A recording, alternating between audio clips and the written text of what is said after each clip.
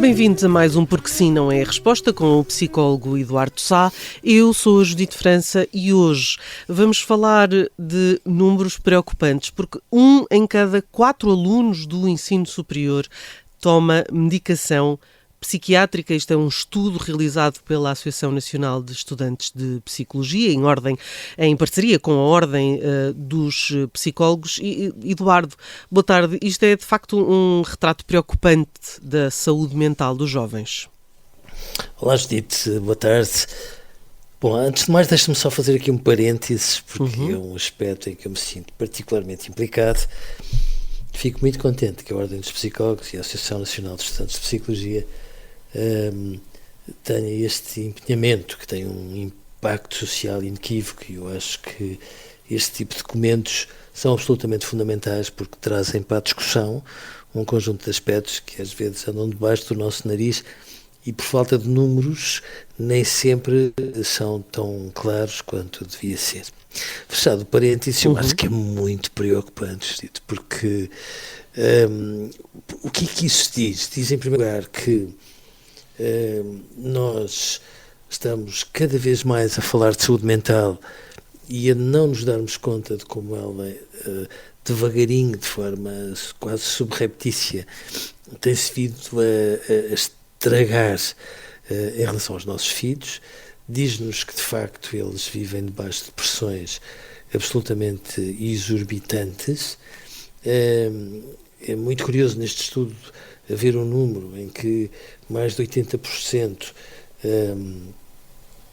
acaba por ter sentido com muita dificuldade em se relaxar e em realizar tarefas na última semana, ou seja, parecem viver não tão perto de uma certa descontração, como nós às vezes imaginamos os estudantes do ensino superior, mas pelo contrário, debaixo de uma tensão absolutamente fora de lugar e às vezes irrespirável, e portanto torna-se cada vez mais urgente percebermos o que é que nós andamos a fazer, não só com o ensino superior.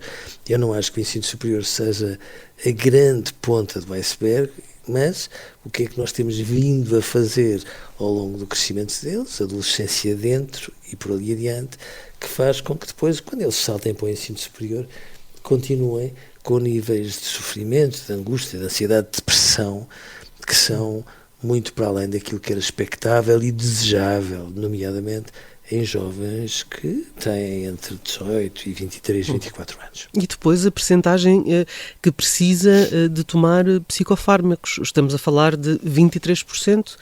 De facto, é um número que surpreendeu quem fez este estudo.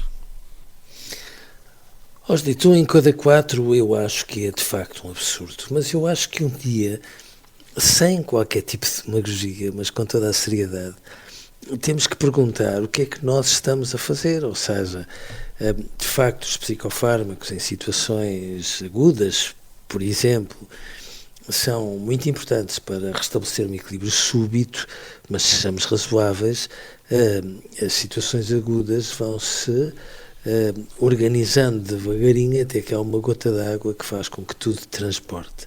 Aquilo que me parece é que começa a ser urgente que em Portugal, a exemplo do que se passa noutros países, e até por recomendação de agências internacionais que se dedicam a este tipo de análise, nós temos que perceber se continuará a ser razoável que os nossos filhos, sejam pequeninos ou adolescentes, já consumam um conjunto de substâncias que muitas vezes são apresentadas como se não tivessem efeitos secundários, desencadeiam inevitavelmente níveis de tolerância e dependência que nós não podemos ignorar, e depois devagarinho, temos, volto a dizer, jovens entre os 18 e os 23, 24, que já têm este nível de consumo.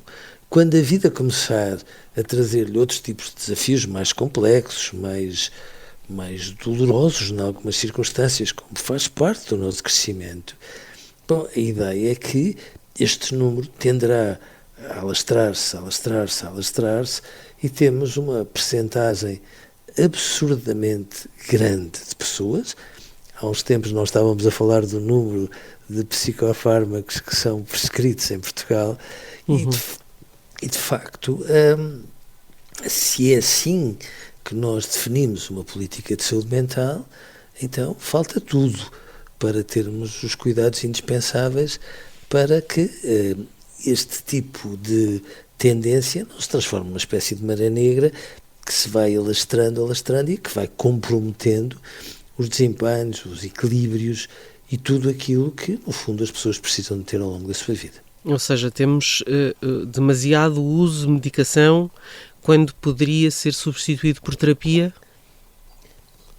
Também, Judito, sem dúvida absolutamente nenhuma, porque senão, repare, com isto tudo, nós também temos que perceber que depois, quando se entra na vida adulta, vamos lhe chamar, na vida de trabalho propriamente dito, estes jovens são sujeitos a pressões significativamente maiores do que aquelas que eles sentiam no contexto da sua formação universitária, porque o trabalho é cada vez mais precário, porque a maneira como são pagos merece as maiores reticências, porque têm carências terríveis, nomeadamente começando pela da habitação, e porque, de facto, quem chega a um trabalho tem um nível de exigência sobre si que não é justo em muitos momentos e que faz com que estas pessoas não tenham horários de trabalho e sejam os novos escravos do novo milénio. Portanto, eles são, no fundo,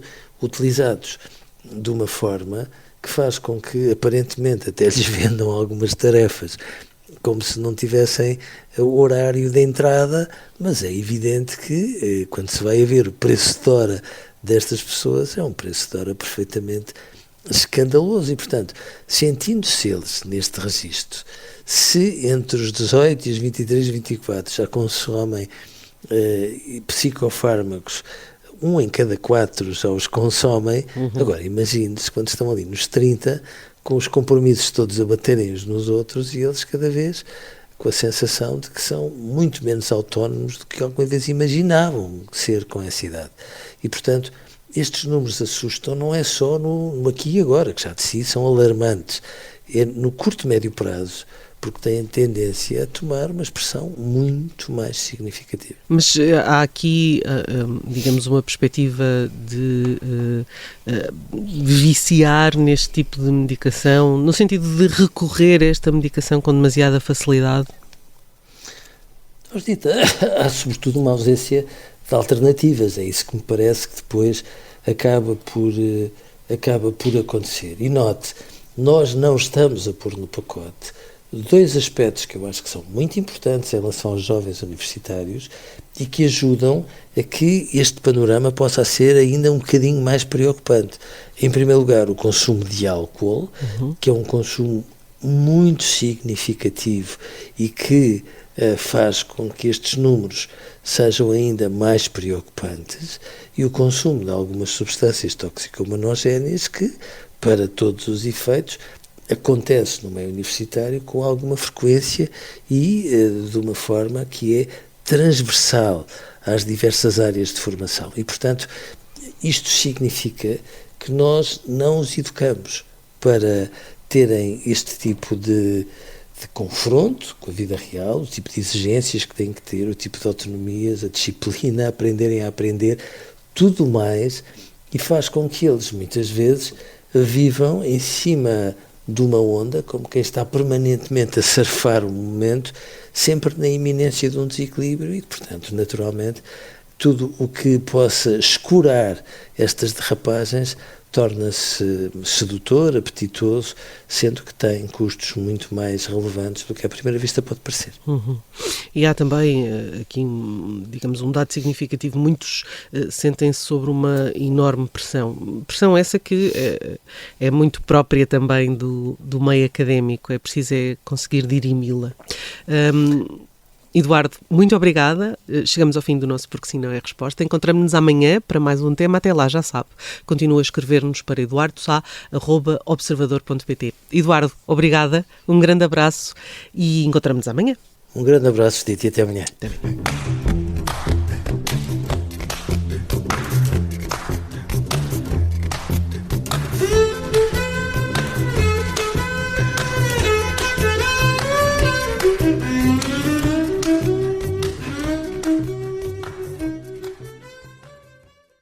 Se gostar deste podcast, pode seguir, dar 5 estrelas e comentar o episódio na Apple Podcasts ou no Spotify. Pode também subscrever e gostar no YouTube. Assim recebe uma notificação sempre que houver um novo episódio.